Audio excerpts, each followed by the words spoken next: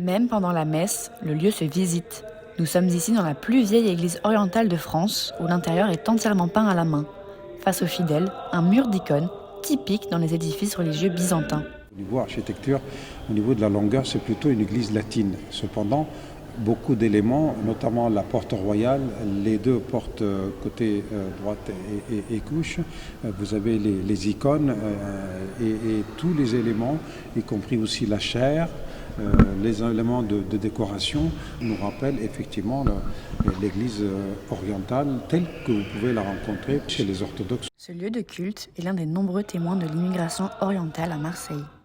Cette église, ce lieu saint, est à la fois une rencontre pour nos croyants fidèles qui viennent, qui sont d'origine syro-libanaise orientale, qui continuent à pratiquer, mais en même temps, c'est aussi une porte vers l'Orient. Un sanctuaire où viennent se recueillir des hommes et des femmes d'origine syrienne, libanaise, irakienne. Des gens qui ont fui la guerre, la crise économique, la persécution, comme Georges, chef de la chorale qui a fui la Syrie. Pour les visiteurs, dialoguer avec lui, c'est se plonger dans son histoire. Il me souvient en fait de mon église en Syrie, dans mon petit village. C'est une église en fait, c'était extraordinaire. Et comme je chante à l'église, c'est ma passion. J'ai porté en fait un trésor chrétien, tradition chrétienne.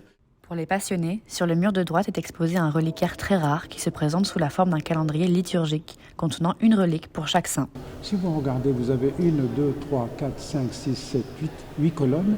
Et au niveau horizontal, vous en avez 2 en dessous et 2 au-dessus, ce qui nous fait 12 mois. Et ça nous fait le calendrier liturgique. C'est à la fois un calendrier liturgique et en même temps un calendrier reliquaire.